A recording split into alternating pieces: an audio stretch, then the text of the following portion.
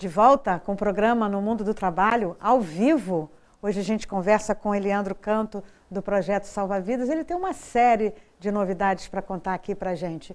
Você lembra que você assiste esse programa também nas reprises, às quartas-feiras, 15 horas e 30 minutos, sábado, às 2 da manhã, domingo, às 19 horas. E você também assiste esse programa e os anteriores no YouTube. Você pode fazer uma sugestão de pauta.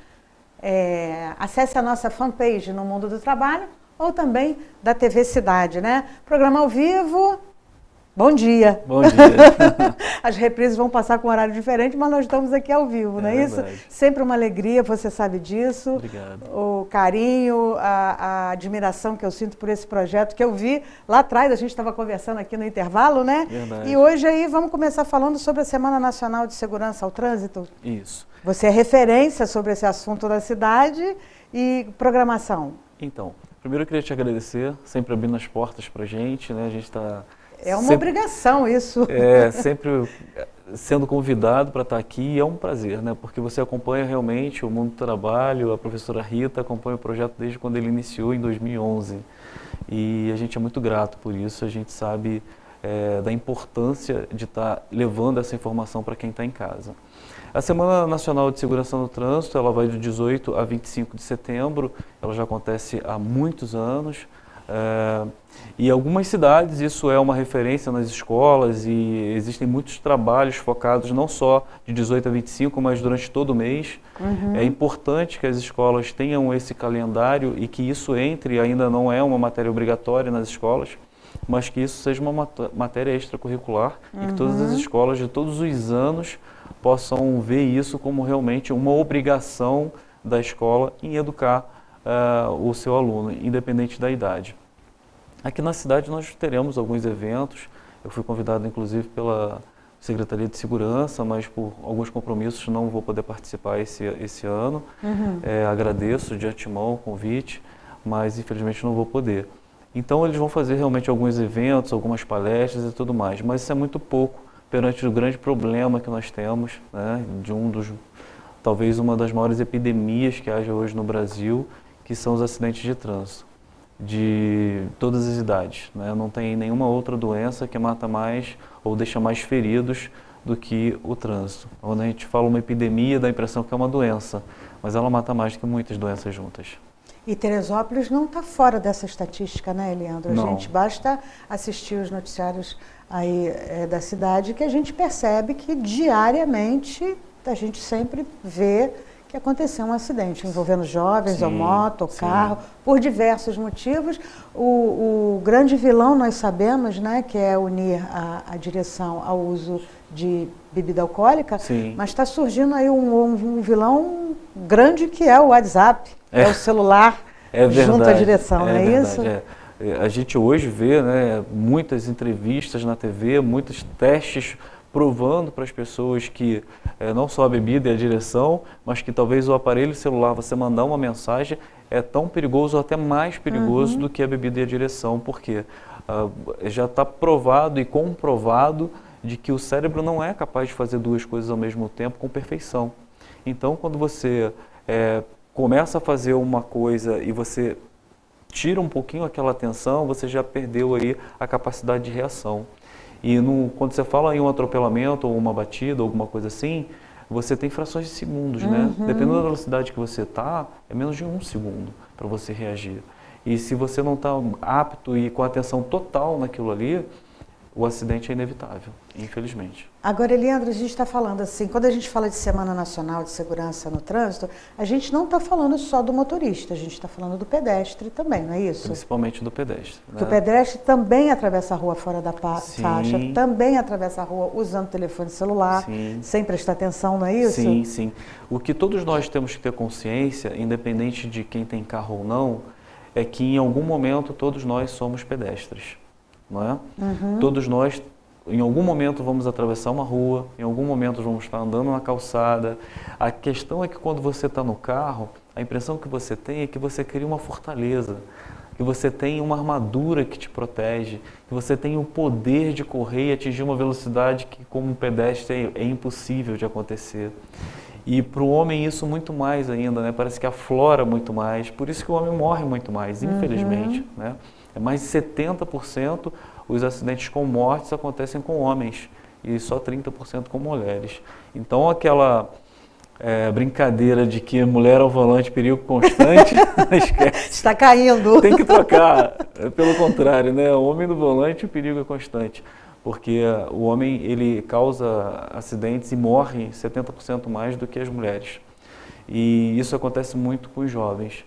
E essa epidemia é tão grande, porque eu já falei isso outras vezes, talvez aqui eu tenha falado, mas é bom repetir, que os jovens hoje, quando começam a dirigir, eles são muito mais, os homens principalmente, arriscam muito mais, eles querem se testar muito mais e também morrem muito mais.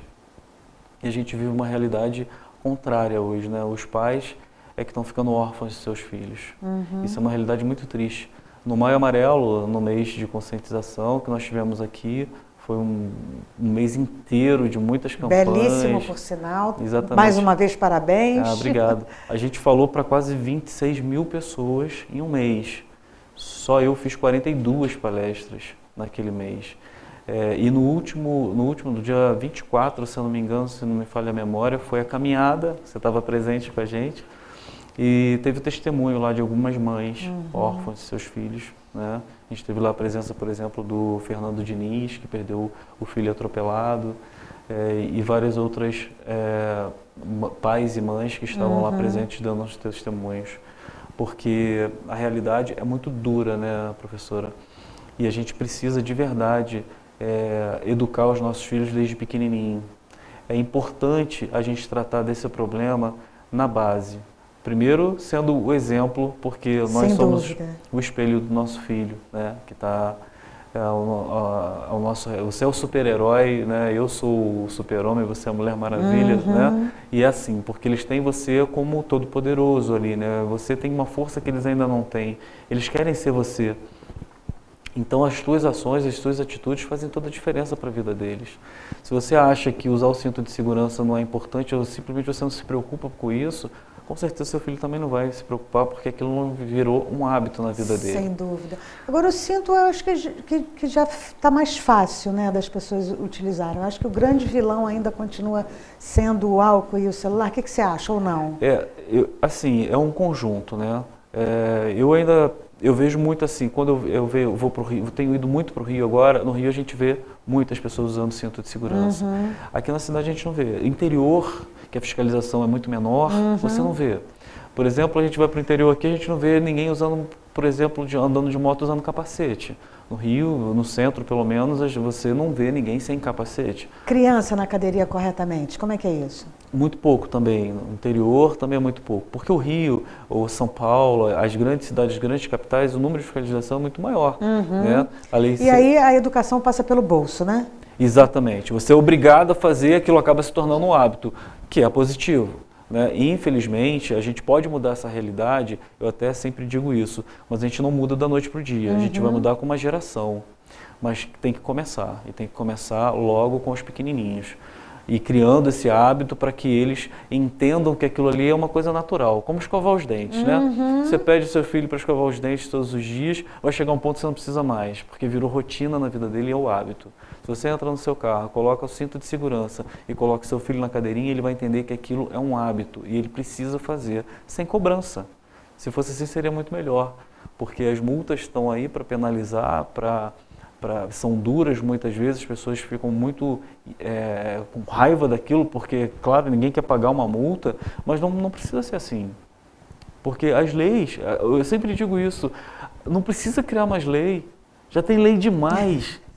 Você precisa respeitar as leis que estão aí. Que já existem. Que já existem. E todas elas foram feitas para preservar a vida, né? Ninguém quis colocar lá que o cinto de segurança é obrigatório porque ele quer te multar. Não, foi provado que 54% das pessoas que usam cinto de segurança têm mais chance de sobreviver. Quando ele é aliado ao airbag, que desde 2014 todos os carros nacionais e importados são obrigados a sair de fábrica com airbag, tanto é que o Gol foi descontinuado, né, e lançaram uma nova versão, porque não tinha como adaptar o airbag no Gol. Um exemplo, né, de um fabricante. Mas hoje, a partir de 2014, é obrigatório, isso é lei. Qualquer carro que saia da fábrica tem que sair com airbag. E os dois unidos, você faz com que 70% de chance de sobrevivência.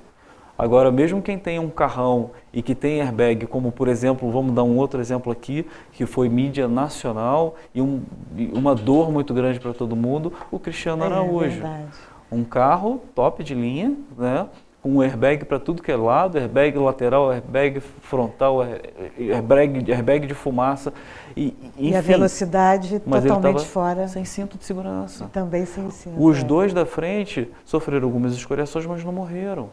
Mas eles e a namorada que estava atrás sofreram graves traumas. Eu não sei se você viu, mas a foto, botaram uma foto na internet da namorada dele.